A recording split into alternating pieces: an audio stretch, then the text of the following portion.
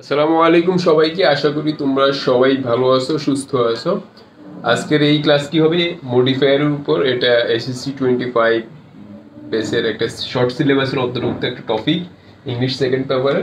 তো ইংলিশে যে 9টা গ্রামার আইটেমস আছে এর মধ্যে মডিফায়ার অত্যন্ত গুরুত্বপূর্ণ, এবং এইটা নতুন একটা টপিক হওয়ার কারণে অনেক স্টুডেন্টের কাছে এটা একটু কঠিন মনে হয়, অনেকে এটাকে কঠিন মনে করে। তো আমরা আজকের ক্লাসে এটাকে এমনভাবে শিখবো, অত্যন্ত সহজভাবে শিখবো যে মডিফায়ার আমাদের কাছে একটা ফেভারিট টপিক হয়ে যাবে। একটা সময় মনে হবে মডিফায়ার এত সহজ কেন। সো আমরা সেইভাবে শেখার চেষ্টা করবো। আমার সাউন্ড কি ক্লিয়ারলি শোনা যাচ্ছে কিনা এটা একটু কমেন্টে কেউ একজন আমাকে এনশিওর করো। কারো মন চাইলে ক্লাসটা শেয়ার করে দিতে পারো, তাহলে ফ্রেন্ড সার্কেলরা দেখে উপকৃত হইতে পারে। আমাদের যারা স্টুডেন্ট আছে আমার একটু মেসেঞ্জার এবং হোয়াটসঅ্যাপ গ্রুপগুলোতে একটু ভিডিওটা দিয়ে দাও শেয়ার করে, তাহলে আমার স্টুডেন্টরা জয়েন দিতে পারবে। একটু সাউন্ডটা ক্লিয়ার কিনা একজন একটু কমেন্ট করে জানাও তো ভাই, আমার সাউন্ডটা ক্লিয়ার কিনা একজন আমাকে একটু জাস্ট এনশিওর করো, তবে শুরু করতে পারি।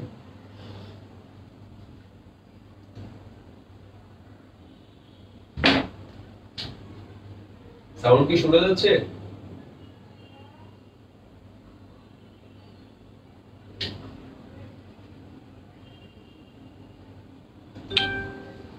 আচ্ছা, শুনে যাওয়ারই কথা, তাহলে আমরা শুরু করে দিচ্ছি।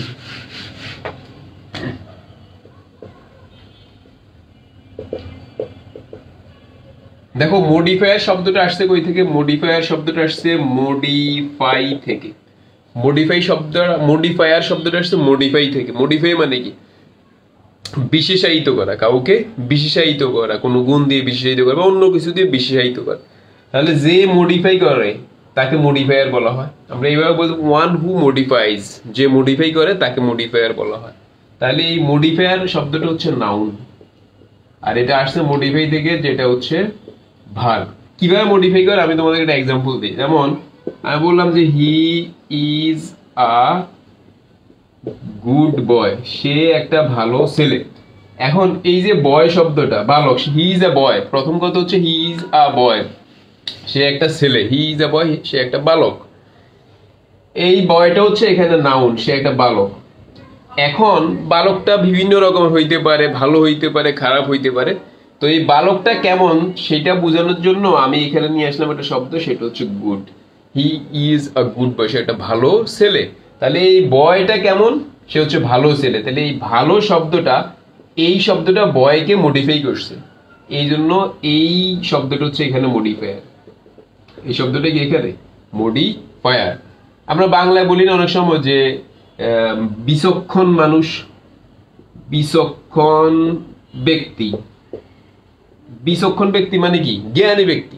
তাহলে ব্যক্তিটা কেমন? বিচক্ষণ। তাহলে এই বিচক্ষণ শব্দটা ব্যক্তিকে মডিফাই করেছে, ঠিক আছে? সৎ ছেলে, সৎ ছেলে। তাহলে ছেলে কেমন? সৎ।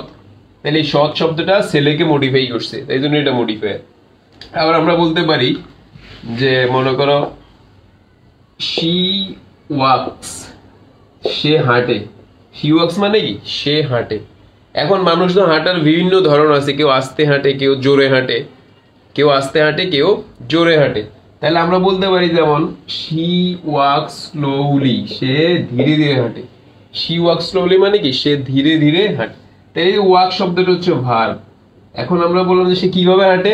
সে স্লোলি হাঁটে। তাহলে তার হাঁটাকে মডিফাই করছে কি? স্লোলি।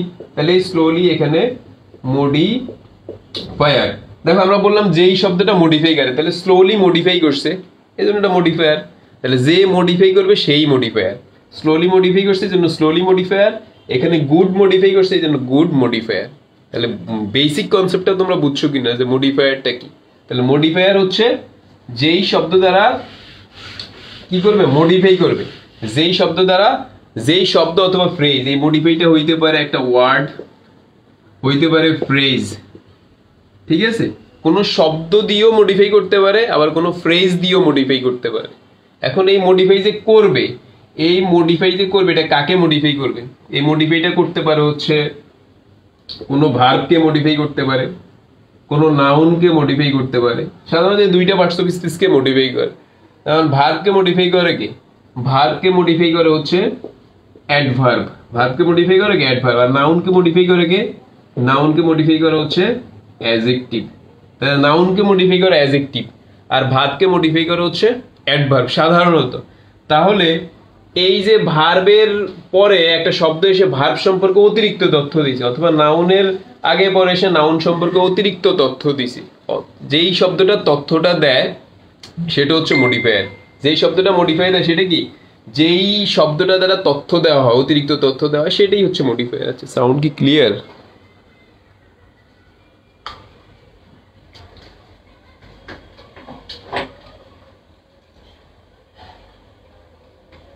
হ্যাঁ, সাউন্ড তো কোনো প্রবলেম নেই। ওকে, তাহলে যেই শব্দটা অতিরিক্ত তথ্য দিবে, অতিরিক্ত তথ্য কিভাবে দিবে আমি তোমাদেরকে অনেকগুলো এক্সাম্পল দিচ্ছি মডিফায়ারের। যেমন দেখো, আমি বললাম সিয়াম সিয়াম লাফড, সিয়াম হেসেছিল। এই হেসেছিল এটা হচ্ছে একটা ভার্ব। এখন এইটা বললেই সেন্টেন্স হয়ে যায়, সিয়াম লাফড, সিয়াম হেসেছিল। এখন সিয়াম তো বিভিন্ন রকম হাসতে পারে, কেউ অট্ট হাসি দেয়, কেউ মুস্কি হাসি দেয়, কেউ জোরে হাসি দেয়, কেউ আস্তে হাসি দেয়। তো সেই হাসিটা সম্পর্কে বক্তব্য দিল যে সিয়াম লাফড লাউডলি, সিয়াম হচ্ছে জোরে হাসলো। সিয়াম কি জোরে হাসলো। তাহলে এই যে লাউডলি, হাসার ধরনটা কেমন, লাউডলি, তাহলে হাসাকে মডিফাই করছে কে, লাউডলি। তাহলে লাউডলি শব্দটি হচ্ছে এখানে মডিফায়ার। তা মডিফায়ার এখন যদি বলে এই মডিফাইটা কোন পার্ট অফ স্পিচ, দেখো এইটা হচ্ছে ভার্ব। তো ভার্বকে মডিফাই করে কে, ভার্বকে মডিফাই করে হচ্ছে অ্যাডভার্ব। তাহলে এইখানে লাউডলি শব্দটি হচ্ছে অ্যাডভার্ব, এই অ্যাডভার্বটা এখানে মডিফায়ার হিসেবে করছে। আগে বেসিক কনসেপ্টটা শিখো যে মডিফায়ারটা কি, এইটা যদি তোমার মাথায় একবার সেট হয়, দেন কোনটা কোন প্রকারের মডিফায়ার কিভাবে বসবে এগুলো সব পারবা। আমরা আস্তে আস্তে যাবে, একদম পানি হয়ে যাবে। ঠিক আছে, আমি আরেকটা এক্সাম্পল দিচ্ছি। The up train is late today. Up train মানে হচ্ছে যে ট্রেন তো দুই, একটা হচ্ছে ডাউন ট্রেন আর একটা হচ্ছে যেটা আপ ট্রেন। তাহলে দুই রকম নাম, একটা হচ্ছে আপ ট্রেন আর একটা হচ্ছে ডাউন ট্রেন। তো এইখানে বলা হয়েছে প্রথম বলতে যে the train is late today, ট্রেনটা হচ্ছে আজকে বিলম্বিত হয়েছে, আজকে দেরিতে ছাড়ছে, ট্রেনটা আজকে দেরিতে ছাড়ছে। এখন ট্রেন কোনটা, আপ ট্রেন দেরিতে ছাড়ছে না ডাউন ট্রেন দেরিতে ছাড়ছে, সেই সম্পর্কে তথ্য দিছে কি আপ। তাহলে এই ট্রেন শব্দটি হচ্ছে নাউন, ট্রেন শব্দটি কি নাউন। এই ট্রেন সম্পর্কে অতিরিক্ত তথ্য কোনটা দিছে, ট্রেনটা কেমন, ট্রেনটা হচ্ছে আপ ট্রেন। তাহলে অতিরিক্ত তথ্য দেওয়ার কারণে এখানে মডিফায়ার হয়েছে আপ, এটা হচ্ছে মডিফায়ার। কোন পার্ট অফ স্পিচ, এইটা নাউন আর দি হচ্ছে ডিটারমিনার। মনে রাখবে ডিটারমিনার এবং নাউনের মাঝে সবসময় কি বসে, অ্যাডজেক্টিভ বসে। তাছাড়া ট্রেনকে মডিফাই করছে, ট্রেন কেমন আপ ট্রেন, ট্রেন কেমন ডাউন ট্রেন। তাহলে আপ ট্রেনে আপ শব্দটি হচ্ছে অ্যাডজেক্টিভ, আর এখানে লাউডলি শব্দটি হচ্ছে অ্যাডভার্ব। তাহলে আপ শব্দটি এখানে অ্যাডজেক্টিভ হয়ে নাউন ট্রেনকে মডিফাই করেছে। ক্লিয়ার কিনা? সহজ না, বিষয়গুলো অনেক সহজ, দেখবা পড়তে পড়তে আরো ইজি হয়ে যাবে তোমাদের কাছে। আমি আরেকটা এক্সাম্পল, তাহলে এখানে নাউনকে মডিফাই করছে অ্যাডজেক্টিভ, এখানে নাউনকে মডিফাই করা হয়েছে। আর আরো কয়েকটা এক্সাম্পল দিচ্ছি, তাহলে তোমাদের কাছে আরো সহজ হয়ে যাবে। যেমন আমি বলতে পারি এই আই স, আমি দেখেছিলাম দ্য গার্ল, আমি মেয়েটিকে দেখেছিলাম, সেন্টেন্স হয়ে গেছে। এখন আমি যদি বলি আমি মেয়েটিকে কোন অবস্থায় দেখছি, I saw the girl crying, আমি মেয়েটিকে কান্না করতে দেখেছিলাম, মানে ক্রন্দনরত অবস্থায় দেখেছি। তাহলে এইখানে এই দা গার্ল এটা হচ্ছে নাউন, গার্ল হচ্ছে নাউন। এখন এই নাউন মেয়েটি, আই স দা গার্ল, আমি মেয়েটি দেখেছিলাম, সেন্টেন্স শেষ। মেয়েটার সম্পর্কে অতিরিক্ত তথ্য দিছে, মেয়েটা কি করতেছে। তাহলে অতিরিক্ত তথ্য মূলত সেন্টেন্স এরকম ছিল, দুইটা সেন্টেন্স ছিল, the girl, I saw the girl একটা সেন্টেন্স, আর একটা ছিল দা গার্ল ইজ ক্রাইং, মেয়েটি কাঁদতেছে, মেয়েটি কাঁদতেছে। একটা হচ্ছে আই স দা গার্ল আর একটা হচ্ছে দা গার্ল ইজ ক্রাইং, মেয়েটি কান্না করতেছে। দুইটা সেন্টেন্সকে একসাথ করছি, I saw the girl crying মানে আমি দেখেছি মেয়েটা কাঁদতেছে, অর্থাৎ আমি একটা মেয়েকে, আমি মেয়েটিকে ক্রন্দনরত অবস্থায় দেখেছি। সহজ বাণী খাঁটি বাংলা যদি করি, তাহলে মেয়েটার অবস্থা কি, মেয়েটা কান্না করতেছে। তাহলে এই কান্না করতেছে না, মেয়েটার সম্পর্কে একটা অতিরিক্ত তথ্য দিছে, আর অতিরিক্ত তথ্য দিলে আমরা বলি সেটা হচ্ছে মডিফায়ার। এখন যদি বলে এটা কোন পার্ট অফ স্পিচ, এটা যেহেতু নাউন, নাউনকে মডিফাই করছে কে, নাউনকে মডিফাই করে অ্যাডজেক্টিভ। তাহলে গার্ল ক্রাইং, ক্রাইং শব্দটি হচ্ছে অ্যাডজেক্টিভ। মানে তোমরা এতক্ষণ পর্যন্ত আমি যে এক্সাম্পল গুলো দিছি যে একটা শব্দ কিভাবে একটা নাউনকে অথবা ভার্বকে মডিফাই করে অতিরিক্ত তথ্য দিতে পারে, সেইটা নিয়ে আমি আলোচনা করছি। আই থিঙ্ক সবাই বুঝতে পারছে। এবার আমি প্রথমে বলছি যে মডিফাই করে দুইটা, একটা হচ্ছে যে কোনো শব্দ, যেটা আমরা এতক্ষণ উদাহরণ দিচ্ছি এটা একটা শব্দ, আরেকটা বললাম যে ফ্রেজ, ফ্রেজও মডিফাই করতে পারে, সেটা কিন্তু এক্সাম্পল দেই না, এখন একটা ফ্রেজ দিয়ে এক্সাম্পল দিচ্ছি। তার আগে জানতে হবে যে তোমরা কি ফ্রেজ সম্পর্কে আইডিয়া জানো? ফ্রেজ কি, হোয়াট ইজ ফ্রেজ? ফ্রেজ হচ্ছে a group of words, a group of words, অনেকগুলো শব্দ সমষ্টি হচ্ছে ফ্রেজ, যেখানে কোনো no subject and finite verb. Phrase হচ্ছে এমন কিছু যেখানে কোনো সাবজেক্ট থাকবে না, কোনো ফাইনাইট ভার্ব থাকবে না, কিন্তু শব্দগুচ্ছ কয়েকটা শব্দ থাকবে, সেটা হচ্ছে ফ্রেজ। এরকম ফ্রেজও মডিফাই করতে পারে। যেমন আমি বলি দ্য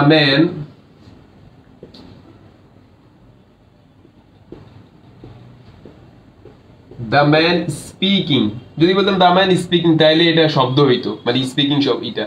আর এখন যদি বলবো the man speaking in English, ইংলিশে কথা বলা মানুষটি is the scholar of English, scholar of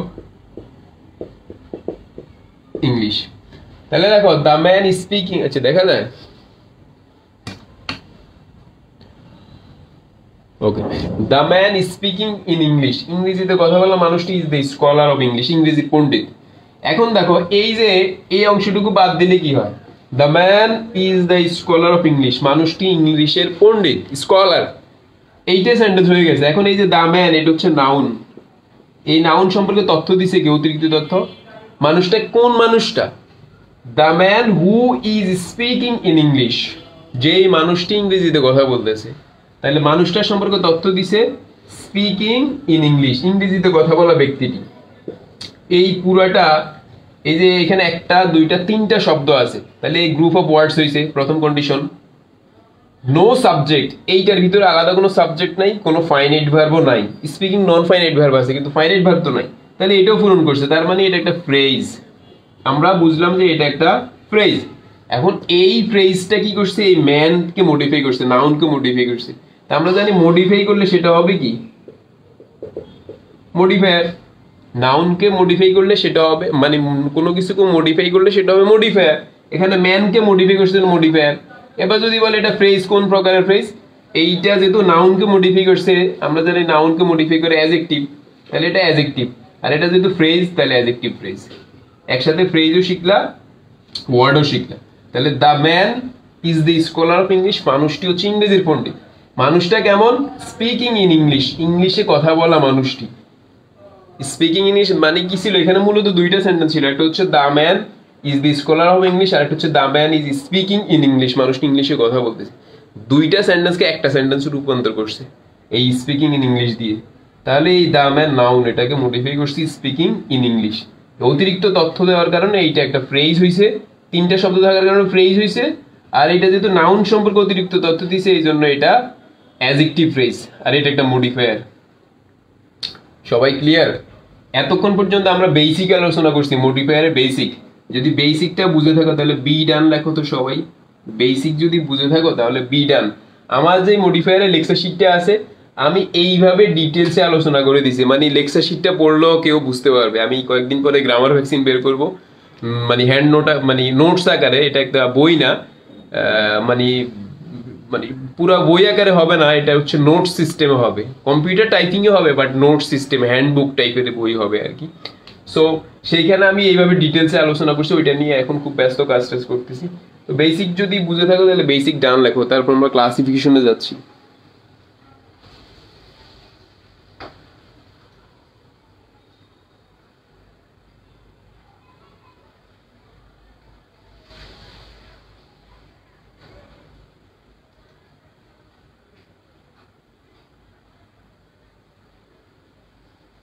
ওকে, এইবার আসো পরের অংশটুকুতে।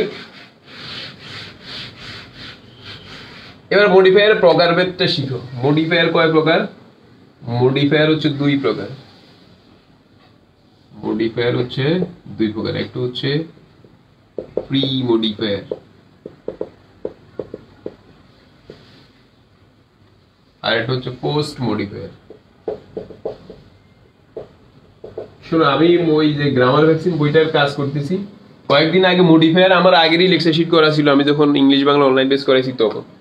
নতুন কালকে বা পরশু আমি কাজ করতেছিলাম, তখন আবার এই যে পিসি দাসের অ্যাপ্লাইড ইংলিশ গ্রামার, এইটাতে মডিফায়ার অধ্যায়ে যেই সমস্ত এক্সাম্পল গুলো আছে সেগুলো অন্তর্ভুক্ত করে দিছি। আর ঢাকা ইউনিভার্সিটি ভর্তি পরীক্ষার প্রশ্ন এই যে পিসি দাসের বই থেকে অনেক সময় হুবহু সেন্টেন্স আসে, এই জন্য এই সেন্টেন্স গুলো অন্তর্ভুক্ত করে দিছি। কারণ একটা সেন্টেন্স দিয়ে বলতে পারে এটা কোন প্রকার মডিফাই বা এটা কি হিসেবে ব্যবহার হয়েছে, এই জন্য যাতে অ্যাডমিশনটা হয়ে যায়। এই বইটাতে মডিফাই খুব সুন্দর করে অনেকগুলো এক্সাম্পল আছে, সবগুলো উঠে দিছি ওইটাতে, যাতে তোমরা হেল্পফুল হও আর কি। তাহলে মডিফায়ার হচ্ছে দুই প্রকার, একটা হচ্ছে প্রি মডিফায়ার। তাহলে প্রি মানে কি? প্রি মানে হচ্ছে পূর্বে, তাহলে পূর্বে বসে যেটা মডিফাই করে সেটা হচ্ছে প্রি মডিফায়ার, আর পরে বসে যেটা মডিফাই করবে সেটা হচ্ছে পোস্ট মডিফায়ার। তাহলে একটা একটা করে শিখি। প্রথম হচ্ছে pre modifier. Pre modifier, pre modifier মানে কি? যেই মডিফায়ারটা প্রি মানে হচ্ছে পূর্বে, তাহলে যেই মডিফায়ারটা পূর্বে বসে মডিফাই করবে, একদম সহজ। উদাহরণ টুদাহরণ মানে সংজ্ঞা টঙ্গা মুখস্থ করার দরকার নাই। তোমরা প্রিপজিশনের প্রি মানে পড়ছো না পূর্বে, মডিফায়ারের প্রি মানে কি? পূর্বে। তাহলে যেটা পূর্বে বসে মডিফাই করবে, আগে বসবে, সেটা প্রি মডিফায়ার। যেটা পরে বসে মডিফাই করবে সেটা হচ্ছে পোস্ট মডিফায়ার। এবার আমরা অনেকগুলো এক্সাম্পল দেখবো।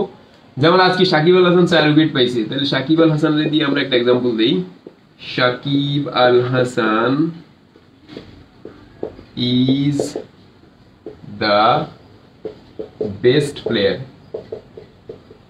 Shakib Al Hasan is the best player মানে সাকিব আল হাসান হচ্ছে ভালো খেলোয়াড়, সর্বোচ্চ ভালো খেলোয়াড়, সুপারলেটিভ ডিগ্রি। আর সাকিব আল হাসান একজন প্লেয়ার এইটা বললেই হয়। এই প্লেয়ার শব্দটা হচ্ছে নাউন। সাকিব আল হাসান একজন খেলোয়াড়, ঠিক আছে? তাহলে প্লেয়ার হচ্ছে নাউন। এখন খেলোয়াড় কেমন? সে কি খারাপ খেলোয়াড়, না সে ভালো খেলোয়াড়, না মিডল ক্লাস প্লেয়ার, কোন ধরনের প্লেয়ার, সেই সম্পর্কে একটা অতিরিক্ত তথ্য দিছে যে সে একটা বেস্ট প্লেয়ার। তাহলে বেস্ট হচ্ছে অতিরিক্ত তথ্য দিছে, তাহলে অতিরিক্ত যেটা তথ্য দেয় সেটাকে আমরা বলি মডিফায়ার। এখন এই যে মডিফায়ারটা, এটা কি যাকে মডিফাই করছে, প্লেয়ারকে মডিফাই করছে, তার আগে বসেছে না পরে বসছে? অবশ্যই আগে বসছে, তো আগে বসলে তাকে বলা হবে প্রি মডিফায়ার। আগে বসলে তাকে কি বলা হবে? Pre modifier. তারপরে দেখো, look at the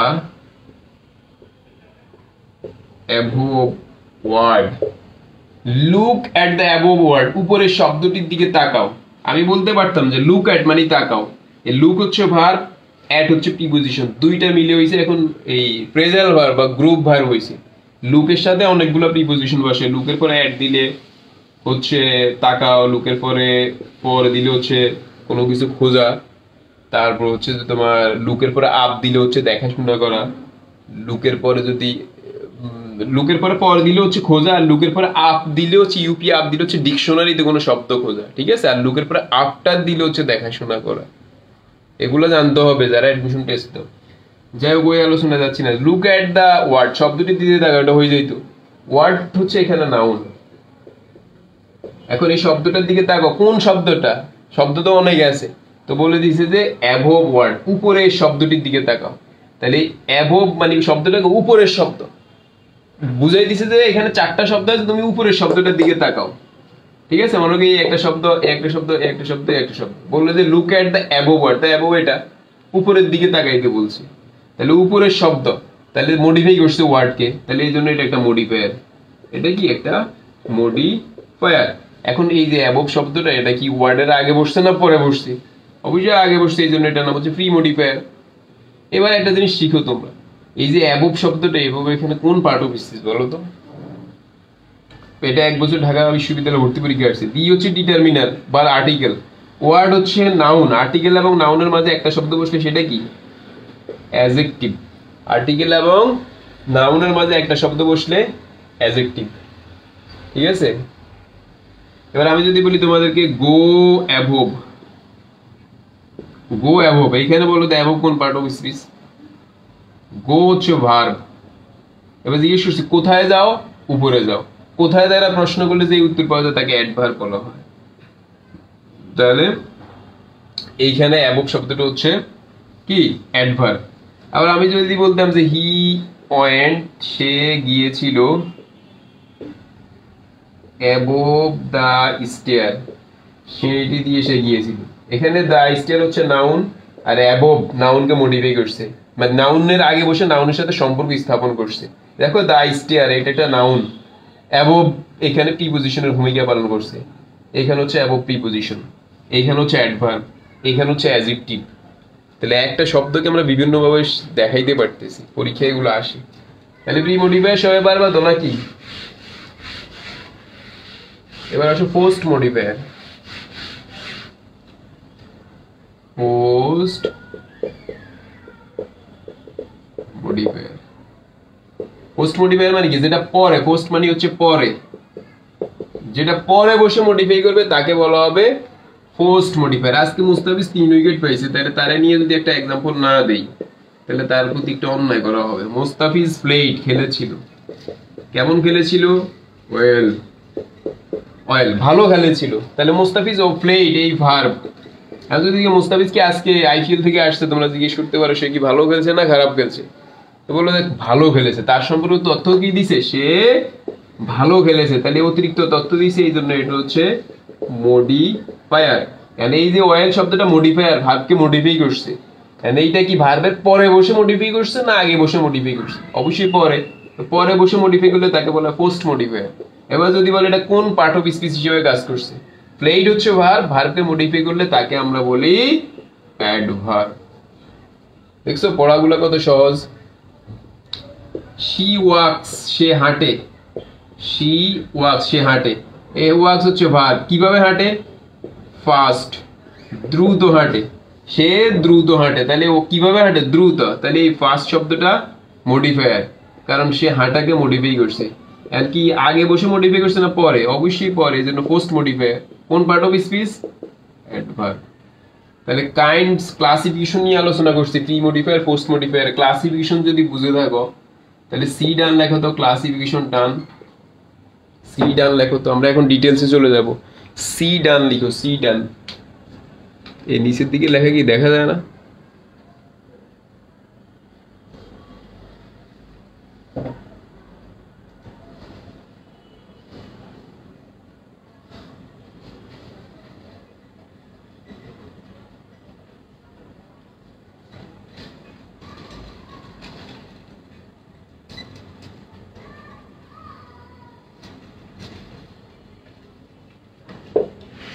এবার আমরা বিস্তারিত শিখবো যে প্রি মডিফায়ার হিসেবে কোনগুলো ব্যবহৃত হয়। ঠিক আছে, different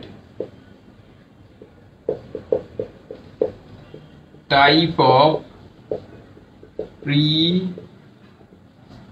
modifier, different type of pre modifier.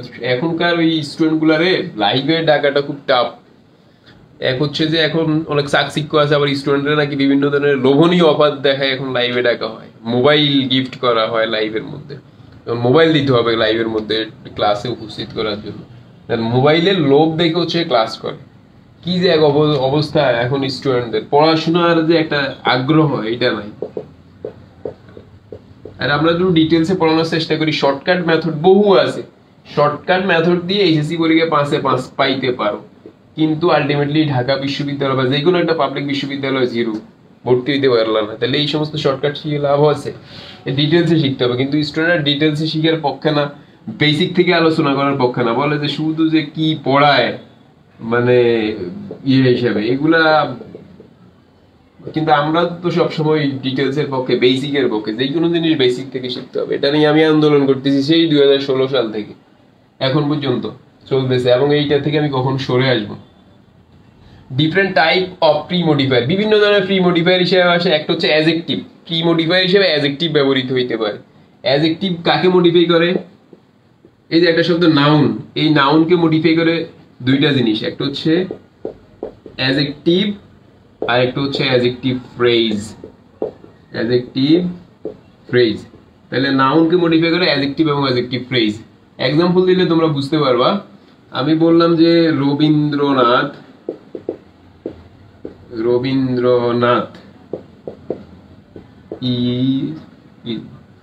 was a great poet. Rabindranath ছিল একজন মহাকবি।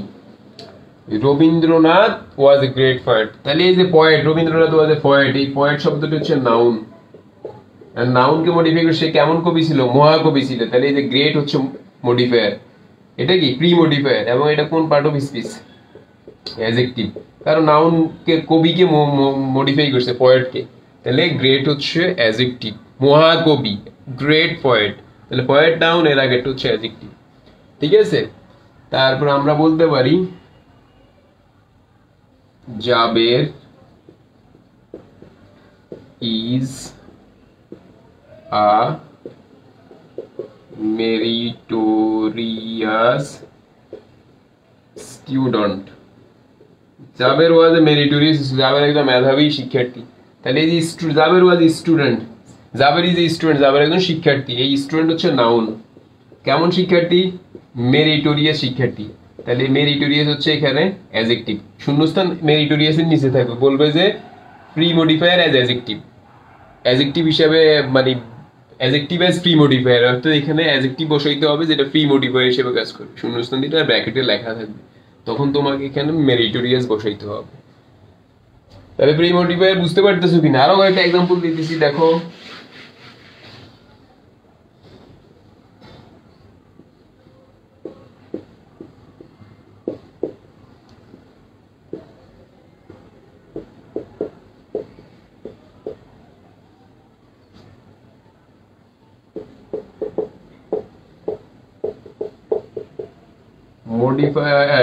Polluted water is life killing, দূষিত পানি হচ্ছে জীবন নাশকারী। তাহলে water is life killing, water হচ্ছে নাউন, ওয়াটার সম্পর্কে অতিরিক্ত তথ্য দিচ্ছে যে পলিউটেড, কেমন পানি, পলিউটেড ওয়াটার, দূষিত পানি। তাহলে এটা প্রি মডিফায়ার, এবং কোন পার্ট অফ স্পিচ এ ব্যবহার হয়েছে, নাউনকে মডিফাই করার কারণে এটা হচ্ছে এখানে adjective. Polluted water is life killing, তাহলে এটা হচ্ছে এখানে অ্যাডজেক্টিভ হিসেবে ব্যবহার হয়েছে। তাহলে পলিউটেড এর নিচে শূন্যস্থান থাকবে, বলবে প্রি মডিফায়ার হিসেবে অ্যাডজেক্টিভ বসাইতে, তখন তোমাকে পলিউটেড বসাইতে হবে। এভাবে environmental awareness should be raised among আস, তাহলে এনভায়রনমেন্টাল অ্যাওয়ারনেস, পরিবেশগত সচেতনতা, এনভায়রনমেন্টাল শব্দটি অ্যাডজেক্টিভ। ঠিক আছে, তাহলে অ্যাডজেক্টিভ হিসেবে প্রি মডিফায়ার ক্লিয়ার কিনা সবার কাছে?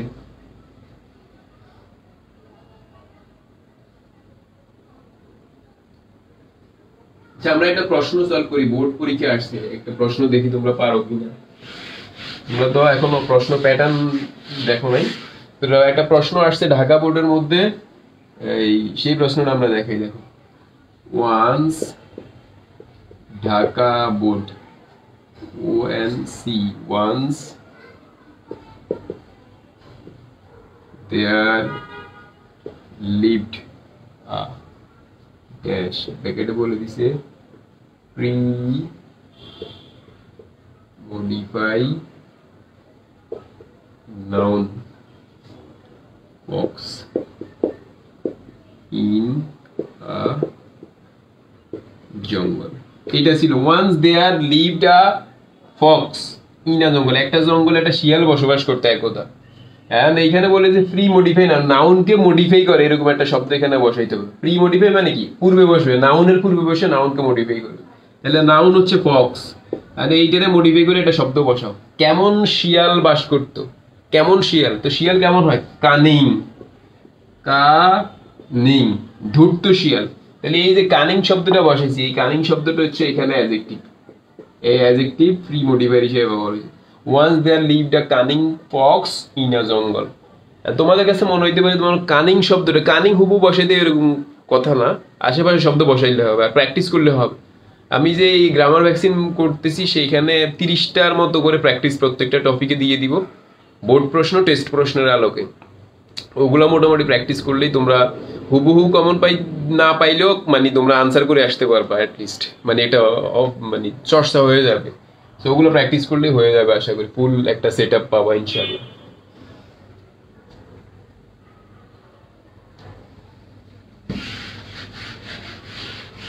তারপর আসো noun, noun as pre modifier, modifier, noun pre modifier হিসেবে ব্যবহার হইতে পারে। নাউন প্রি মডিফায়ার হিসেবে নাউন ব্যবহৃত হইতে পারে কেমন, যেমন দেখো, it is our school magazine, ও তোমরা দেখো কলেজে পড়ো, স্কুল কলেজ জিন। ইটস আওয়ার কলেজ ম্যাগাজিন, এটা হচ্ছে আমাদের কলেজের ম্যাগাজিন। ঠিক আছে, তোমরা অনেকে বলতে পারো স্যার আপনি এটা কলেজ বলছেন কেন? তোমরা বাংলা একাডেমির ডিকশনারি আজকে খুলে COLLEGE এটার উচ্চারণ দেখো, দেখবে লেখা আছে কলেজ। ঠিক আছে, আমরা কলেজ বলতে অভ্যস্ত। ইট ইজ আওয়ার কলেজ ম্যাগাজিন, এটা হচ্ছে আমাদের কলেজ ম্যাগাজিন। তাহলে ইট ইজ আওয়ার ম্যাগাজিন, এটা হচ্ছে আমাদের ম্যাগাজিন, এটা হচ্ছে নাউন। এটা কি নাউন। কলেজ শব্দটা কি বলতো? কলেজ শব্দটা তো নাউন, এটা নাউন না? কিন্তু এই নাউন শব্দটা এখানে নাউনকে মডিফাই করছে, ম্যাগাজিনকে মডিফাই করার কারণে এটা প্রি মডিফায়ার হয়েছে।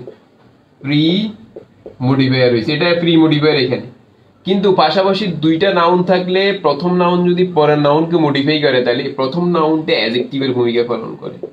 এটা শব্দগতভাবে নাউন, কিন্তু এখানে এটা অ্যাডজেক্টিভ। কলেজ শব্দগতভাবে নাউন, কিন্তু এই সেন্টেন্সে কলেজ অ্যাডজেক্টিভ হিসেবে কাজ করছে। তাহলে ইট ইজ আওয়ার কলেজ ম্যাগাজিন, এই ম্যাগাজিন হচ্ছে নাউন। কেমন ম্যাগাজিন? College magazine. তাহলে কলেজ শব্দটা এখানে অ্যাডজেক্টিভ হিসেবে কাজ করছে। তোমাদের আরো একটা এক্সাম্পল দেখ, ক্লিপস টুয়েফেল, এই এক্সাম্পলটা তোমরা পাবা। ক্লিপস টুয়েফেল খুঁজলে এই এক্সাম্পলটা পাবো। হি is a young university English teacher. He is a young university English teacher. এখানে যদি বলো পার্টস অফ স্পিচ আইডেন্টিফাই করতে, তাহলে এই যে এমনি শব্দগতভাবে teacher noun, English noun, university noun, young adjective, কিন্তু এই সেন্টেন্সের মধ্যে শুধু টিচার নাউন, আর এই যে ইয়াং আছে, ইউনিভার্সিটি আছে, ইংলিশ আছে, এই সবগুলো হচ্ছে অ্যাডজেক্টিভ। এগুলাকে বলা হয় noun functioning as adjective. Noun functioning as adjective. এই ইউনিভার্সিটি আর ইংলিশ, ইয়ং তো এমনি অ্যাডজেক্টিভ, এটা তো আর বোঝানোর সুবিধা। ইউনিভার্সিটি আর ইংলিশ এই দুইটা হচ্ছে নাউন, কিন্তু এই সেন্টেন্সে এগুলো অ্যাডজেক্টিভ হিসেবে কাজ করছে, আর এগুলাকে বলা হয় নাউন ফাংশন। আমার আশেপাশে এখন ক্লিপস টেবিল করতেছে না, ওইটা ওই রুমের মধ্যে আছে, আমার অফিস রুমের মধ্যে আছে। এই তাহলে আমি তোমাদেরকে দেখাইতাম এই ইউনিভার্সিটি এবং ইংলিশ দুইটা শব্দটা নাউন, কিন্তু এই সেন্টেন্সে এগুলো অ্যাডজেক্টিভ। কেমন adjective? Noun functioning as adjective. এটা ক্লিপস টেবিল থেকে হুবহু এক্সাম্পলটা নেওয়া, এবং আশেপাশে কোনো একটা পরীক্ষায় আসছিল মেবি, আমি যতটুকু মনে পড়ে। সেই জন্য তোমাকে জানতে হবে, একটু ডিটেলসে পড়তে হবে। তারপরে আসো, the school bus is now moving. The school bus is now moving. এই যে বাস মুভ করতেছে, হয়ে যায় তো বাসটা কেমন? কোন বাস? School bus. তাহলে স্কুল তো নাউন, বাসও নাউন। বাস কি নাউন, স্কুলও নাউন, কিন্তু এই সেন্টেন্সে এটা প্রি মডিফায়ার হয়ে কি হয়েছে?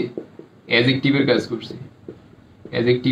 করছে। স্কুল বাসটা আমরা বললাম না, the article bus noun, article এবং নাউনের মাঝে অ্যাডজেক্টিভ বসে। তাহলে বাস শব্দটি নাউন, কিন্তু এই সেন্টেন্সে এটা অ্যাডজেক্টিভ হিসেবে কাজ করছে। এই জন্য এটার নাম হচ্ছে নাউন অ্যাজ প্রি মডিফায়ার। আশা করি ভাই তোমরা সবাই বুঝতে পারছো। এরপরেরটাতে আসো।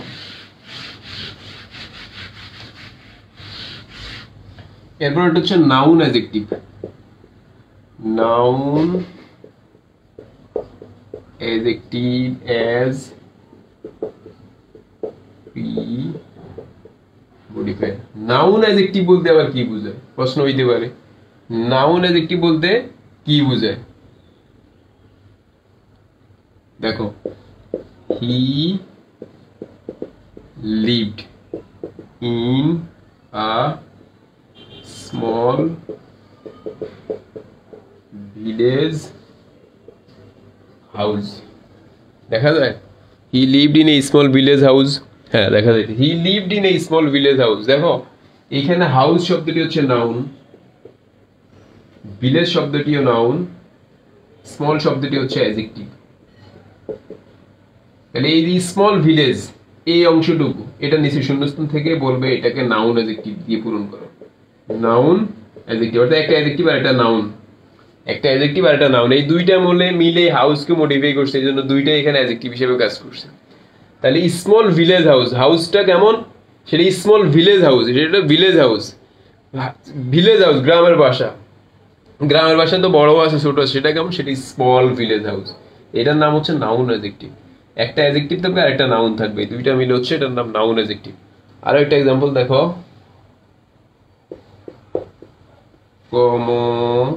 Kamalapur is a busy rail station. Kamalapur is a busy rail station. এই স্টেশন হচ্ছে noun, rail noun, busy adjective. এটার নিচে যদি শূন্যস্থান থাকে তাহলে সেটা কি? একটা অ্যাডজেক্টিভ একটা নাউন, এই জন্য এটার নাম হচ্ছে নাউন অ্যাডজেক্টিভ। আমি লেকচার শিট তোমরা দেখলে বুঝবে, ট্র্যাডিশনাল কোনো লেকচার শিটের সাথে মিলবে না। আমি বিগত সালের প্রশ্নগুলোকে অ্যানালাইসিস করে লেকচার শিট সাজাইছি, যেই যে জায়গাগুলো থেকে প্রশ্ন আসছে ওই বিষয়গুলোকে ইম্পর্টেন্স দিয়ে লেকচার শিটকে সাজাইছি। তাহলে আমরা নাউন অ্যাডজেক্টিভ আর প্রি মডিফায়ার শিখছি। একটু বিজ্ঞাপন দিয়ে দেই, আশা করি তোমাদের কাছে কষ্ট লাগবে না। আমার দুইটা কোর্স রানিং আছে, মানে একটা রানিং আছে আর একটা সামনে শুরু হবে।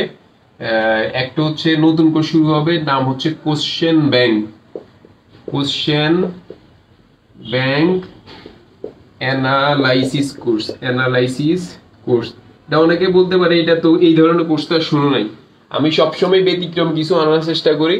আমি স্টুডেন্ট কম পড়াইতে পারি কিন্তু কোয়ালিটি স্টুডেন্ট পড়াই। আমার স্টুডেন্টগুলা তোমরা দেখলেই বুঝবে আমি খুব মানে যারা আমার কাছে পড়ে কোয়ালিটি স্টুডেন্ট। অ্যাটলিস্ট আমার কাছে পরীক্ষা হয়তো বা যেমন কালকে একটা পরীক্ষা নিয়েছি 50 কেউ 20 পাইছে 25 পাইছে, এটা আমার পরীক্ষা হয়তো 20-25 পাইছে, কিন্তু ফাইনালের পরীক্ষাগুলো তারা অনেক ভালো করবে। কারণ আমি প্রশ্ন করছি বিসিএস এর প্রশ্ন থেকে, আমি প্রশ্ন করছি ব্যাংক জবের প্রশ্ন থেকে, আমি প্রশ্ন করছি নিবন্ধনের প্রশ্ন থেকে, ঢাকা বিশ্ববিদ্যালয় ভর্তি পরীক্ষার প্রশ্ন থেকে।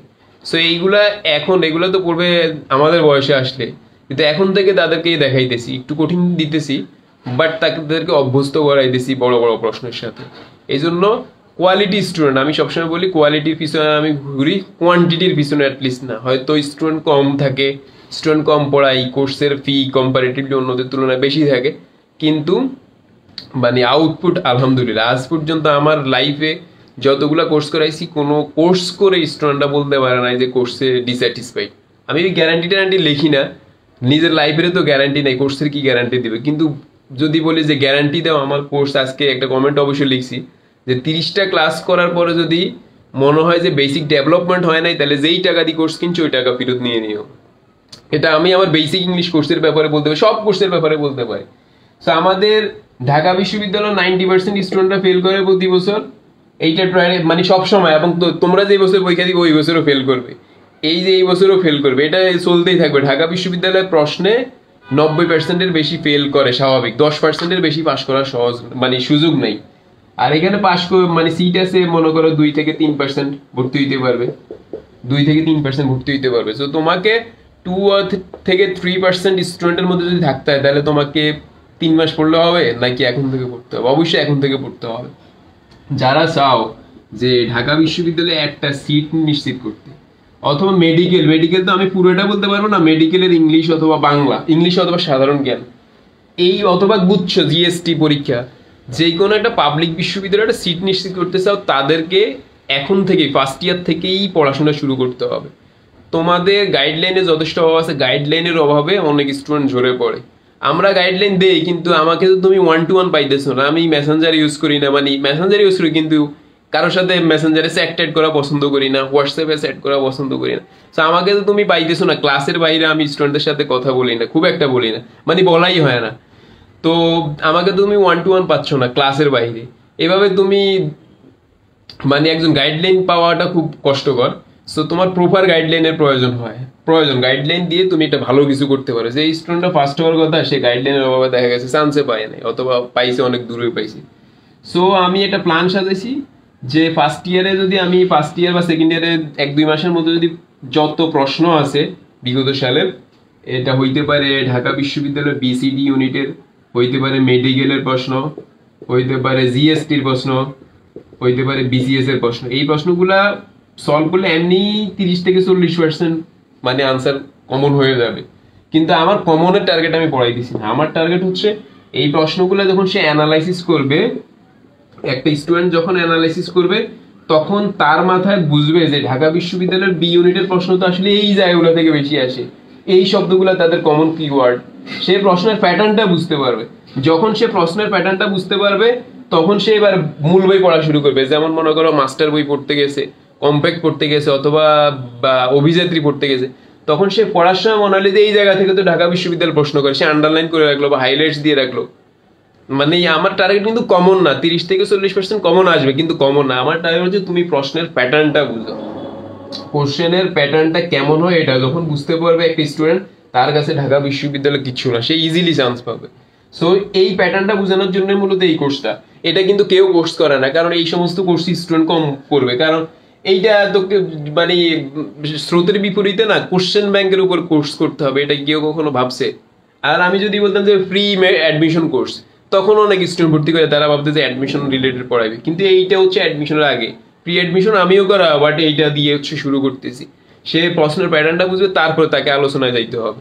তো আমি সবগুলো প্রশ্ন কমন যেগুলো গুরুত্বপূর্ণ সেগুলা অ্যানালাইসিস করে, 4টা অপশন অ্যানালাইসিস করে পড়াবো এই কোর্সটার মধ্যে। 2 থেকে 3 মাস সময় নিয়ে এটা পড়লে এরপর হচ্ছে সে পড়া শুরু করবে। তখন ফার্স্ট ইয়ারের মধ্যে এটা কমপ্লিট হলে সেকেন্ড ইয়ারে গিয়ে এবার সে বইগুলা পড়া শুরু করবে, এইচএসসির পাশাপাশি ওই বইগুলো একটু একটু করে পড়বে। মানে টেস্ট পরীক্ষার আগেই তার অ্যাডমিশনের সিলেবাস কমপ্লিট ইনশাল্লাহ। টেস্ট পরীক্ষার আগেই তার মানে এইচএসসি পরীক্ষার আগে তার অ্যাডমিশনের সিলেবাস কমপ্লিট হয়ে যায়। আমার প্ল্যান মতো কোনো স্টুডেন্ট পড়ো, টেস্ট পরীক্ষা মানে এইচএসসির আগেই তার অ্যাডমিশনের সিলেবাস কমপ্লিট হবে। এইচএসসির পরে যখন কোর্সিং টোসিং করবে, তখন জাস্ট পরীক্ষাগুলো দেখবা যে সবার উপর মার্কস পাও। আমি নিজে এই সিস্টেম ফলো করছি, স্টুডেন্টদেরকে এই সিস্টেম ফলো করার উৎসাহিত করতেছি, এবং গ্যারান্টি দিয়ে বলতে পারি যে এইটা ফলো করলে সে ভালো করতে পারে। ঠিক আছে, এইটাও কনফিডেন্স আছে আমার যে সে ভালো করার সুযোগ আছে। সো এই জন্য এই কোর্সটার ফি হচ্ছে 1000 টাকা। 1000 টাকা প্রথম 50 জনের জন্য, 36 জন ভর্তি হয়েছে, আরো কয়েকজন পাবা এই 1000 টাকার অফারে। সো এই হচ্ছে একটা কোর্স, যেটা আমি 17ই মে থেকে শুরু করবো, সম্ভাব্য ডেট আগামী শুক্রবার থেকে।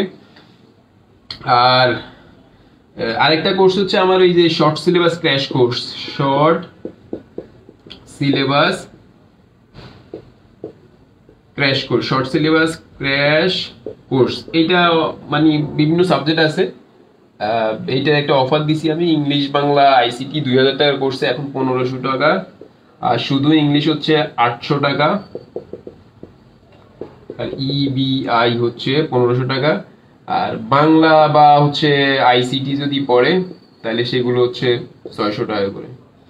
তো এইটা হচ্ছে ক্লাস চলতেছে। এইটা তো ইংলিশ ক্লাস 9টা টপিকের মধ্যে 3টা শেষ হয়েছে, বা এগুলো আমি এখন শুরু করতেছি, রানিং হচ্ছে। রাইট ফর মুভ ভার্ব আছে, একাডেমিক অ্যাডমিশন কম্বাইন্ড, যে টপিকগুলো মিলে সেটা অ্যাডমিশনেরও পড়াই দিব। সো এইটা তো ভর্তি হইতে পারো, আর এইটা লাইভ ক্লাস শুরু হবে আগামী 17 মে থেকে, একদম নতুন কোর্স, ভর্তি হইতে পারো। এই 2টা কোর্স করবা। ভর্তি হওয়ার জন্য আমাদের ইংলিশ অ্যাপসের অ্যাপ ডাউনলোড করে ভর্তি হইতে পারবা, অথবা কোনো কিছু জানার থাকলে এই নাম্বারটাতে ফোন দিবা, এই যে 01886108010, এই নাম্বারটাতে ফোন দিলে বিস্তারিত, অথবা হোয়াটসঅ্যাপে মেসেজ দিবা। বা তোমরা তো ভালোই বিজ্ঞাপন শুনো, কোনো স্টুডেন্ট কমায় নাই, সব বিজ্ঞাপন শুনতেছে।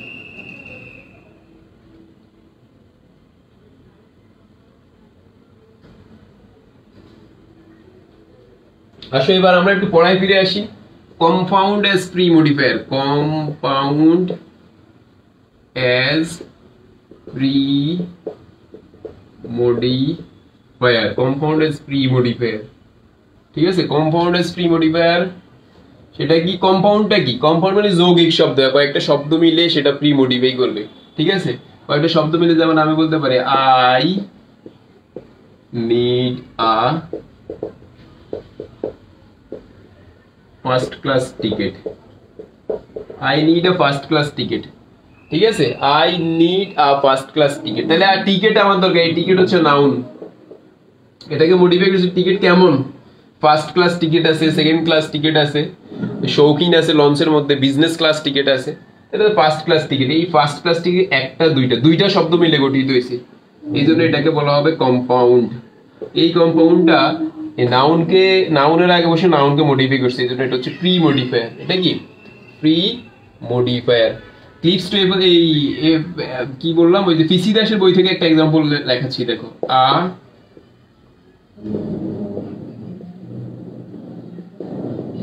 Hard working student can shine in life. A hardworking student can shine in life. Student can shine in life. Student হচ্ছে নাউন। স্টুডেন্ট সম্পর্কে তথ্য দিয়েছে কি? হার্ড ওয়ার্কিং, সে কঠোর পরিশ্রমী। তাহলে একটা শব্দ দুইটা শব্দ মিলে নাউনকে মডিফাই করছে। এই জন্য এটাকে আমরা কম্পাউন্ড হিসেবে ধরতে পারি। তাহলে এই কম্পাউন্ড হিসেবে প্রি মডিফাই করছে। সবাই কি বুঝতে পারছো? তারপর আরো একটা এক্সাম্পল দেখো, ওই অ্যাপ্লাইড ইংলিশ গ্রামার থেকে, হি কেম, সে এসেছিল, from a lower class family, সেটা পরিবার থেকে আসছে। পরিবার হচ্ছে নাউন। এখন পরিবারের সম্পর্কে তথ্য দিচ্ছে, পরিবারটা কেমন, লোয়ার ক্লাস। দুইটা শব্দ, লোয়ার একটা শব্দ, ক্লাস একটা শব্দ, এই জন্য এটার নাম হচ্ছে কম্পাউন্ড। এটা ফ্রি মডিফাই হিসেবে কাজ করছে। সবাই বুঝতে পারছো ভাই? এটা কি সবাই বুঝছো?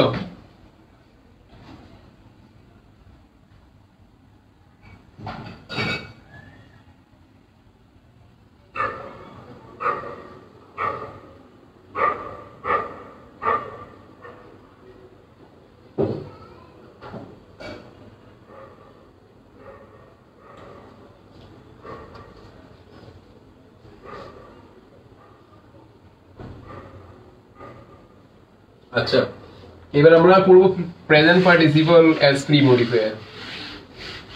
এই পার্টিসিপল সবাই চিনো সব তোমরা। প্রেজেন্ট পার্টিসিপল গুলো কি কি?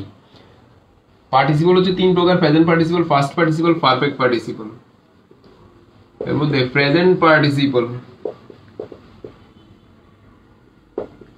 কোনটা? আইএনজি। ঠিক আছে, আইএনজি পার্টিসিপল আমরা লিখতে পারি। ING participle as free modifier, present participle as pre modifier. Present participle গুলো ব্যবহৃত হইতে পারে, যেমন it is a barking dog. Barking dog মানে ঘেউ ঘেউ করা কুকুর। তাহলে ডগ হচ্ছে নাউন। বার্কিং শব্দটা দেখো, ঘেউ ঘেউ করা, তাহলে কুকুরটা ঘেউ ঘেউ করতেছে, বা এটা ঘেউ ঘেউ করা কুকুর। ডগের আগে বসে এটা মডিফাই করছে। এই বার্কিং শব্দটা গঠিত হয়েছে বার্ক থেকে। বার্ক মানে হচ্ছে ঘেউ ঘেউ করা, এর সাথে আইএনজি যুক্ত হয়েছে। তাহলে ভার্বের সাথে যদি আইএনজি যুক্ত হয়, সেটা দুইটা জিনিস হয়, একটা হয় জিরান্ড আর একটা হচ্ছে অ্যাডজেক্টিভ পার্টিসিপল। যদি অ্যাডজেক্টিভের অর্থ দেয় তাহলে প্রেজেন্ট পার্টিসিপল। দেখো এই ডগ নাউনকে মডিফাই করছে, এই জন্য এটা হচ্ছে অ্যাডজেক্টিভ। নাউনকে মডিফাই করে এটা অ্যাডজেক্টিভ। ভার্ব প্লাস আইএনজি যদি অ্যাডজেক্টিভের অর্থ দেয় তাকে আমরা বলি present participle. Verb plus ING যদি অ্যাডজেক্টিভের অর্থ দেয় তাকে আমরা কি বলবো? Present participle. Verb plus ING যদি অ্যাডজেক্টিভের অর্থ দেয় তাহলে আমরা তাকে বলবো present participle. Verb plus ING যদি অ্যাডজেক্টিভের অর্থ দেয় তাকে প্রেজেন্ট পার্টিসিপল। আমি আরো एग्जांपल দিতেছি, দেখো তোমাদের কাছে কঠিন লাগার কোনো সুযোগ নেই। আ স্লিপিং ডগ, ঘুমন্ত কুকুর, সেলডম বাইটস। ঘুমন্ত কুকুর কমই কামড়ায়, আর ডগ সেলডম বাইটস। ঘুমন্ত কুকুর মানে কুকুর কম কামড়ায়। কুকুর তো নাউন, নাউন কেমন, তার সম্পর্কে অতিরিক্ত তথ্য দিচ্ছে, সেটা হচ্ছে স্লিপিং। তাহলে এটা adjective. Modifier, pre modifier, adjective. ঠিক আছে, এই অ্যাডজেক্টিভটা গঠিত হচ্ছে কিভাবে? Sleep plus ING. তাহলে স্লিপ হচ্ছে ভার্ব আর এর সাথে যুক্ত হয়েছে আইএনজি। তাহলে ভার্ব প্লাস আইএনজি অর্থ দিয়েছে অ্যাডজেক্টিভের। তাহলে এটার নাম কি? Present participle. মনে রাখবা, ভার্ব প্লাস আইএনজি যদি অ্যাডজেক্টিভের অর্থ দেয় তাহলে তাকে প্রেজেন্ট পার্টিসিপল বলা হয়। ভার্ব প্লাস আইএনজি যদি অ্যাডজেক্টিভের অর্থ দেয়, অ্যাডজেক্টিভ কিভাবে বুঝবা? নাউনকে মডিফাই করছে।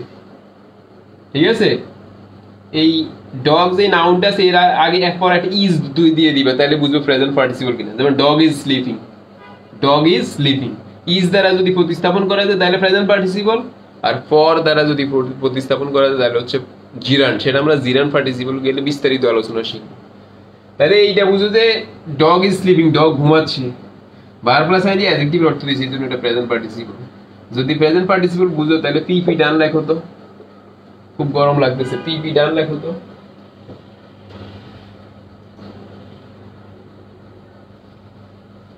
স্যার ক্লাস কি জুমে? হ্যাঁ, আমার সব ক্লাস জুমে হবে। আমি ফেসবুক লাইভে ক্লাস করে মজা পাইতেছি না, খুব কষ্ট লাগে। তোমরা কোনো কথা বলতেছো না, মনে হয় এই ইয়াদের বোবাদের ক্লাস করাইতেছি, আল্লাহ মাফ করুক।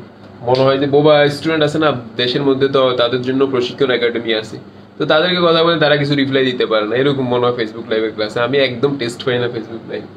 আমার সব কোর্সের ক্লাস জুমে হয়, যে এবং সামনে আমার এই কোশ্চেন ব্যাংক অ্যানালাইসিস কোর্স থেকে শুরু করে সবগুলো জুমে হবে।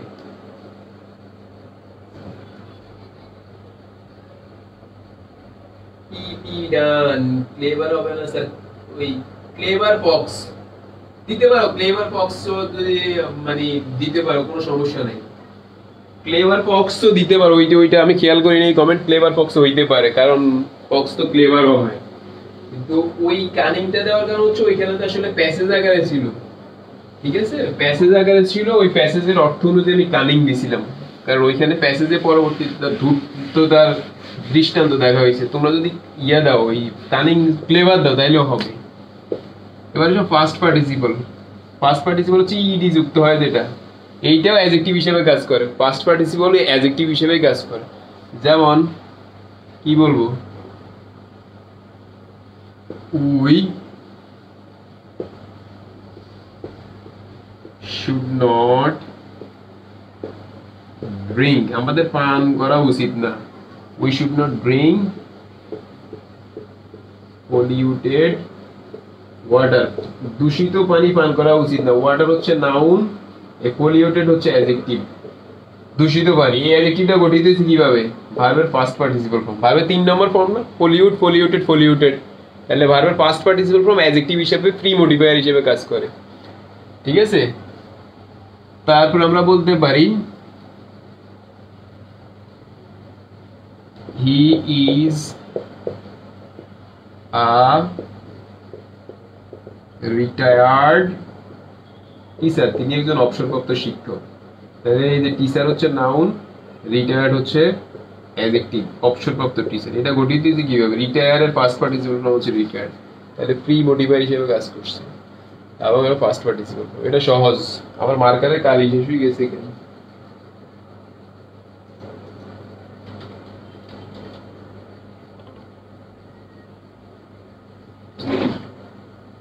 আচ্ছা বাবা,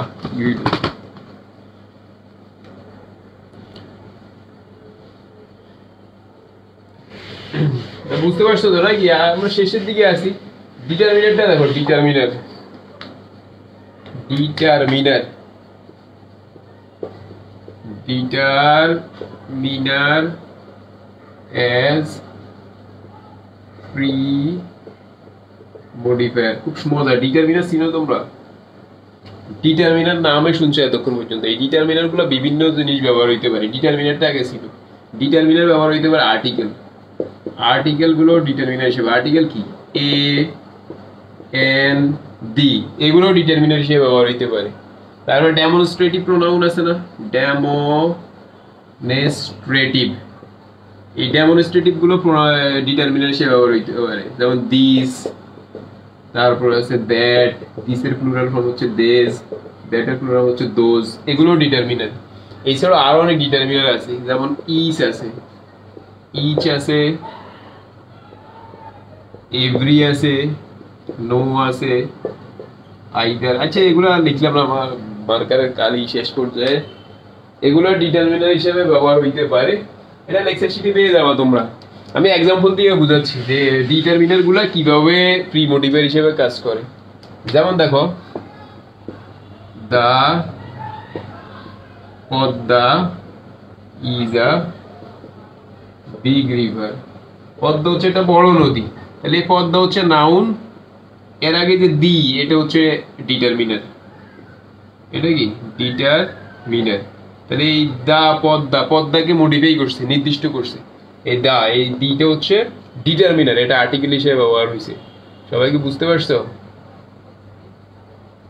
তারপর আমরা বলতে পারি আই হ্যাভ আ পেন, আমার একটা কলম আছে। তাহলে এই যে আ, এটা আর্টিকেল হিসেবে প্রি মডিফাই করছে, ঠিক আছে। এগুলো মডিফাই করতে পারে।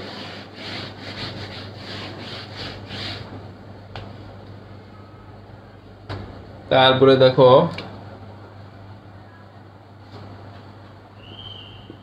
look at those beautiful flowers. Look at those beautiful flowers. ওই সুন্দর ফুলগুলোর দিকে তাকাও। তাহলে যে those, এই those শব্দটা কি? না মূলত ডেমনস্ট্রেটিভ। those শব্দটা কি? ডেমনস্ট্রেটিভ। এই ডেমনস্ট্রেটিভ গুলো কি? ডিটারমিনার হিসেবে কাজ করে। আর ডিটারমিনার কি হিসেবে কাজ করে? এখানে প্রি মডিফায়ার হিসেবে কাজ করছে। Pre modifier. আশা করি সবাই বুঝতে পারছো। এভাবে অনেক এক্সাম্পল আছে ডিটারমিনারের, মানে তোমরা পড়লে এগুলো বুঝতে পারবা। আরেকটা এক্সাম্পল দেই, তাহলে একটু পরিপূর্ণতা পাইলো। যেমন দেখো, there is no water in this pond. এই পুকুরে কোনো পানি নাই। তাহলে যে নো ওয়াটার হচ্ছে নাউন, নাউনকে মডিফাই করছে নো, তাহলে নো হচ্ছে এটা ডিটারমিনার, এটা ডেমনস্ট্রেটিভ না, এটা হচ্ছে ডিটারমিনার। এই ডিটারমিনারটা এখানে প্রি মডিফায়ার হিসেবে কাজ করছে, ওয়াটারকে মডিফাই করছে। যদি সবাই ডিটারমিনার বুঝে থাকো তাহলে ডি ডান লেখো তো, ডি ডান, ডিটারমিনার ডান, ডিটারমিনার ডান লেখো তো।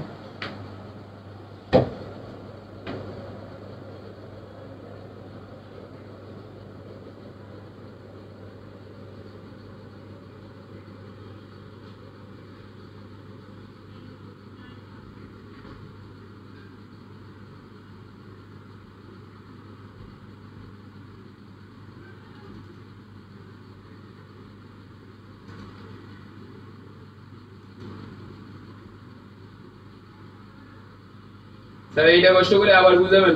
বুঝতে পারছি, ডিটারমিনেন্টটা তোমরা বুঝতে একটু অসুবিধা হইতেছে, কারণ মানে এটা অ্যাডজেক্টিভের সাথে সম্পৃক্ত। ঠিক আছে, আমি তোমাদেরকে বুঝাচ্ছি, আবার যারা বুঝো নাই আরো একটা এক্সাম্পল দিতেছি।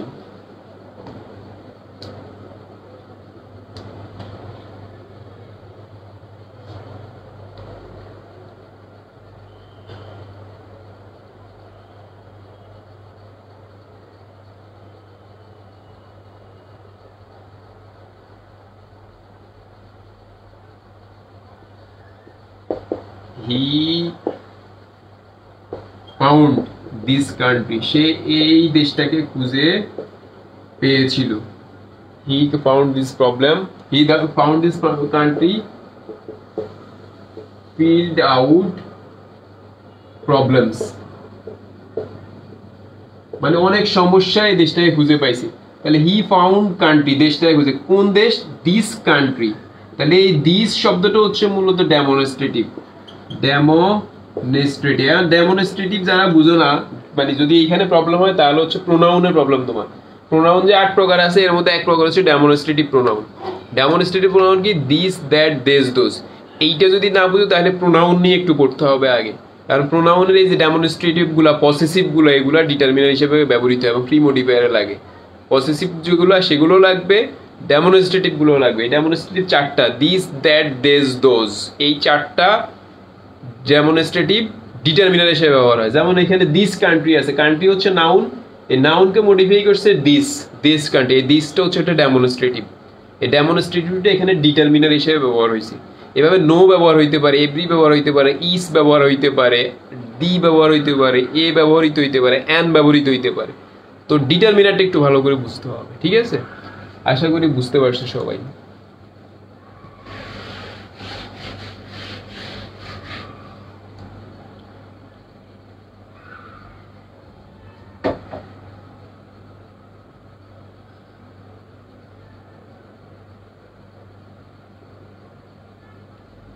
পসেসিভটা লাস্ট আজকে এটা শিখো, possessive as determiner, post pre modifier. Possessive as pre modifier. Possessive গুলো প্রি মডিফায়ার হিসেবে ব্যবহার হইতে পারে। পসেসিভ চিনো তো তোমরা, এখন পসেসিভ চিনা তো ওয়াজিব হয়ে গেছে। এখন যদি পসেসিভ না শিখো তাহলে তো ওইটা থেকে আবার শুরু করতে হবে। আসলে ফ্রি ক্লাসগুলো কি হয়, যে আমি তো মডিফায়ারের উপর 2টা ক্লাস নিই, একটা হচ্ছে প্রি মডিফায়ারের উপর একদিন, পোস্ট মডিফায়ারের উপর একদিন। ফ্রি ক্লাসে 2টাতে শেষ করতেছি, কিন্তু যখন আমি ডিটেলসে ক্লাসে পড়াই বেসে, তখন মডিফায়ারের উপর আমি 7টা ক্লাস নিই, মিনিমাম 6-7টা ক্লাস নেই, ডিটেলসে আলোচনা করি। তো ফ্রি ক্লাসগুলোতে আসলে বিস্তারিত পড়ানোর সুযোগ হয় না, কারণ এইটা তো আমি 3-4টা ক্লাসে শেষ করতে পারবো। আমি ফ্রি ক্লাস নিবই মডিফায়ার উপর 2টা ক্লাস, এটা নিব আর নেক্সট ক্লাস নিব। তো প্রি মোটিভ পসেসিভ কোনগুলা, যেমন হিজ, তারপরে মাই, আওয়ার, তারপরে হচ্ছে হার, দেয়ার, এগুলো হচ্ছে পসেসিভ। তো এই জিনিসগুলো প্রি মডিফায়ার হিসেবে ব্যবহৃত হতে পারে। যেমন আমরা এক্সাম্পল দিই, হিজ ব্রাদার, তার ভাই, হ্যাজ গন, গিয়েছে, টু জাপান, তার ভাই জাপানে গিয়েছে। তাহলে এই যে হিজটা ব্রাদারকে মডিফাই করছে, ব্রাদার হচ্ছে নাউন আর হিজকে মডিফাই এর জন্য এটা ফ্রি মডিফায়ার। এটা কি, এটা পসেসিভ। যদি বলে পসেসিভ দিয়ে করতে, তাহলে তুমি অর্থ অনুযায়ী এখানে হিজ বসাইতে পারো, হার বসাইতে পারো। তাহলে his brother has gone to Japan, এইভাবে পসেসিভ গুলো তোমার মাথায় থাকতে হবে। যখন বলবে পসেসিভ, তখন তোমার এটা মাথায় থাকতে হবে। তুমি তো এটা লাইভ ক্লাসের উপর ডিপেন্ড করে পরীক্ষা হলে গিয়ে বসতেছো না, তুমি এটার উপর আরো প্র্যাকটিস করতেছো, প্রচুর এক্সাম্পল সলভ করতেছো, বিগত সালের প্রশ্ন সলিউশন করতেছো, দেন তুমি পরীক্ষার হলে যাবে। সো মানে কঠিন না, খুব সহজ একটা টপিক এবং মজাদার টপিক। তোমাদের থেকে আমি তো বললাম, তোমরা কয়েকদিন পরে বলবো যে মডিফায়ার খুব ফেভারিট আমাদের টপিক। সো আরো 2-একটা ব্যবহার আছে, বাট ওগুলা এত বেশি ম্যাজর না। যেমন ইন্টেন্সিফায়ার ব্যবহৃত হইতে পারে, আর এরকম কয়েকটা জিনিস আছে। প্রি মডিফায়ার যেগুলো মেইন, সেটা আমরা সব পড়াই দিছি। নেক্সট ক্লাসে আমরা পোস্ট মডিফায়ারের উপর ক্লাস করবো। আগামী সপ্তাহে আমরা যে কোনো একটা ফ্রি ক্লাস নিলে সেটা পোস্ট মডিফায়ারের উপর ক্লাস করবো। তোমাদের যদি কোনো প্রশ্ন থাকে তোমরা একটু করো, তো আমি তোমাদের প্রশ্ন একটু পড়ি, দেন আমি হচ্ছে ক্লাসটা শেষ করে দিব।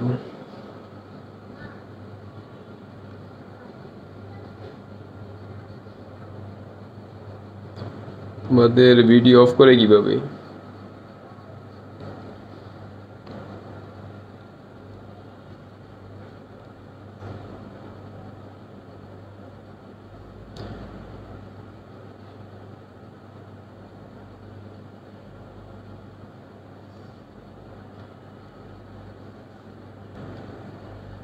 কারো কোনো প্রশ্ন থাকলে তোমার প্রশ্নগুলো করো।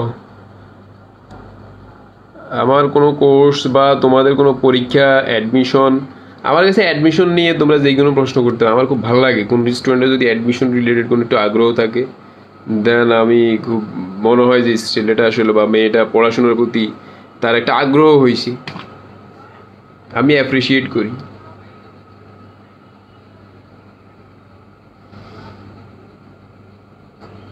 তাই ইরান জামান সালাম দিছো কি এখন? ও আগের কমেন্ট আসছে না?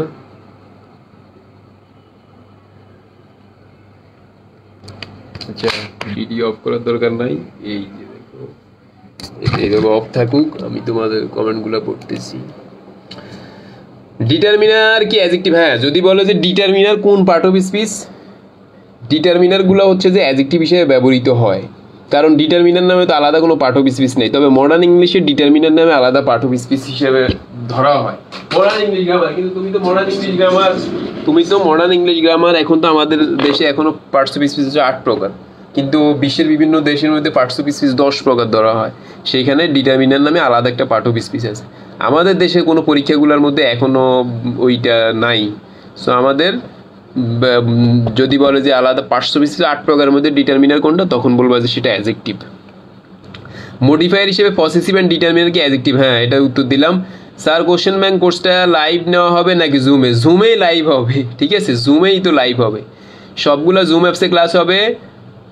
বা স্যার ফার্স্ট কোর্সটা কি জুমে হবে? হ্যাঁ, জুমে হবে, কারণ আমি জুমে ক্লাস করাইতে পছন্দ করি। স্টুডেন্টের সাথে কথা টথা বলতে ভালো লাগে, তারা যে কোনো কিছু জিজ্ঞেস করতে পারে, তোমরা প্রশ্ন করতে পারো, যে কোনো জিনিস প্রশ্ন করতে পারো, কোনো পরামর্শ থাকলে দিতে পারো। আর নেক্সট ক্লাসটা আমরা এইটার উপরে করাবো, এই যে পোস্ট মডিফায়ার। আর অন্য কোনো টপিক তোমাদের ক্লাস লাগলে কমেন্ট করো তো, অন্য কোনো টপিক, যে কোনো বিষয় বলতে পারে। এখন আমি ফ্রি আছি, আমি মানে মন চাইতেছে আমি ওই যে পৌরনীতির উপর ক্লাস করাই, আইসিটির উপরে ক্লাস করাই, তারপর হচ্ছে যে আমার আরও ফেভারিট কিছু সাবজেক্ট আছে, ইতিহাস, তারপর হচ্ছে যে জিওগ্রাফি, বাংলা। মানে আমি অ্যাজ ইউজ, তোমরা টপিকের নাম বলবো, আমি পড়াশোনা করেই তো ক্লাস করাবো। যে কোনো টপিকের উপর আমি স্টাডি করে দেন হচ্ছে যে আমি ক্লাস করাবো, এবং আমার খুব ভালো লাগে। সো বা ইংলিশের যেই কোনো টপিক কোনটা প্রবলেম তোমরা বলো, আমি কিছুদিন ক্লাস নিব, ফ্রি ক্লাস ফেসবুকে এখন আমি কিছুদিন ক্লাস নিব। তোমরা করতে পারো। আর কারো কোনো প্রশ্ন নাই মনে হয়? কোনো কমেন্ট মানে কোশ্চেন পাইতেছি না কেন তোমাদের?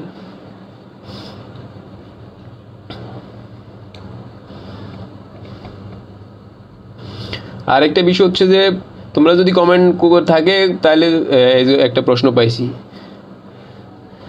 Naima Tasnim, in the sea flocks of flying fish skimmed in terror from the approaching hull. Sir এইখানে কয়টা মডিফায়ার আছে? দেখো এইখানে in the sea flocks of flying fish skimmed, এখানে ভার্ব হচ্ছে স্কিম, ঠিক আছে? তাহলে সাবজেক্ট কোনটা?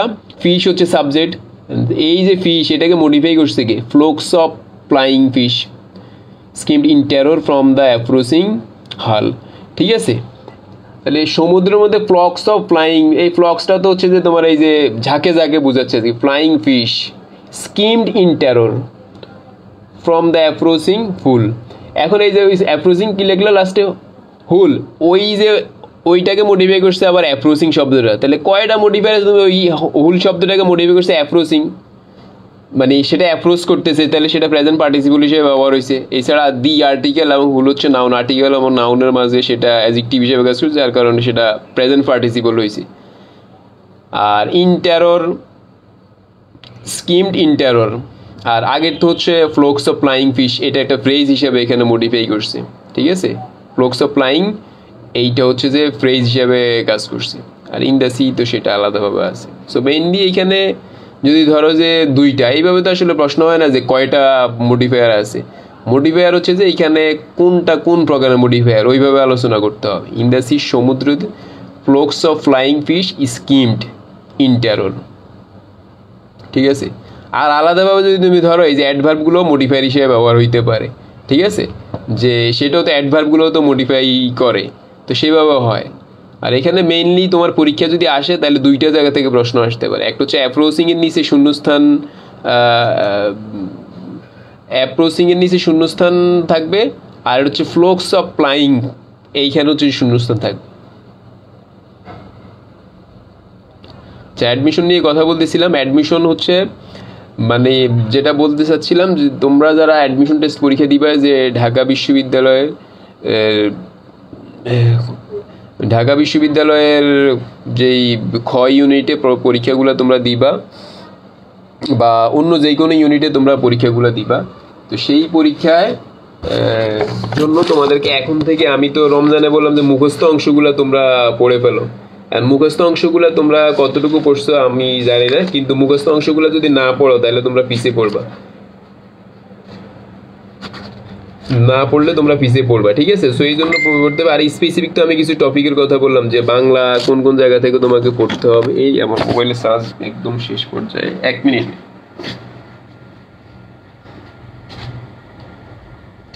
মানে যারা বাংলা ইংলিশ এগুলো তো কমন, আর সাধারণ জ্ঞান, তো সাধারণ জ্ঞানের জন্য এর আগে বললাম যে বিসিএস এর প্রশ্নটা সলভ করলেই হবে, আর ঢাকা বিশ্ববিদ্যালয় বি ইউনিট ডি ইউনিটের প্রশ্ন সলভ করলে হবে। আর বাংলার জন্য হচ্ছে বাংলা ফার্স্ট পেপার যে বইটা আছে ওইটা ভালো করে পড়ো, আর হচ্ছে যে মুখস্থ অংশের জন্য ওই যে এটিএম এর কথা বললাম, সেখানে এক কথা উত্তর, বাগধারা, বাক্য সংকোচন, সমার্থক, এগুলো তোমরা পড়তে পারো, ঠিক আছে?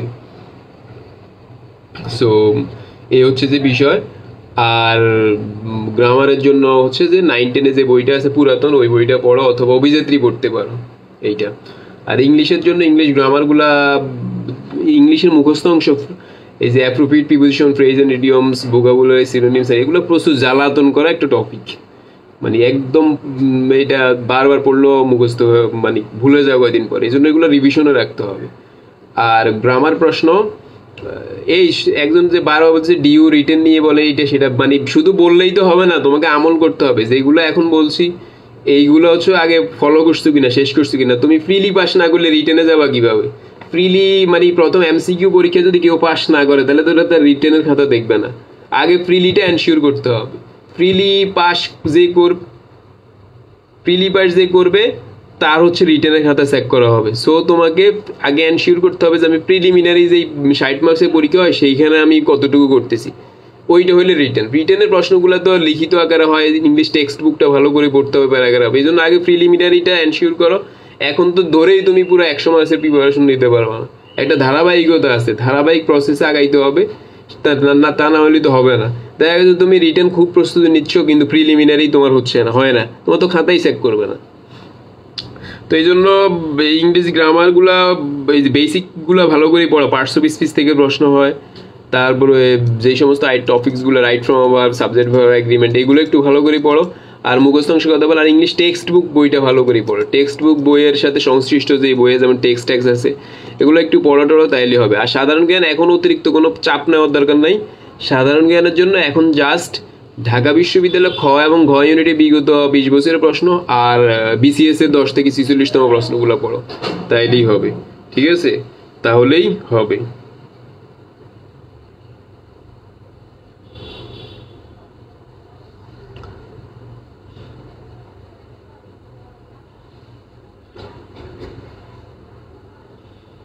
আশা করি তোমরা বুঝতে পারছো। আর ওই যে মডিফায়ারে যে প্রশ্নটা করছো, এখানে 2টা মডিফায়ার আছে, এইখানে 2টাই মডিফাই করছে বেসিক্যালি। যদি প্রশ্ন করে যে এখানে কয়টা মডিফায়ার আছে, তাহলে 2টা মডিফায়ার, 2 জায়গায় 2টা মডিফায়ার, যেটা আমি অ্যানালাইসিস করে দেখালাম তোমাদেরকে। আশা করি বুঝছো। আমি ক্লাসটা শেষ করে দিচ্ছি, আমার কম্পিউটারও অফ হয়ে গেছে আর মোবাইলও অফ হয়ে যাবে। সো আবার দেখা হবে পরবর্তী ক্লাসে। তোমাদের কোনো প্রশ্ন থাকলে ওই ফেসবুক গ্রুপ বা কমেন্টে কইরো, তাহলে আমি রিপ্লাই দিব। ভালো থাকো সবাই, আল্লাহ হাফেজ।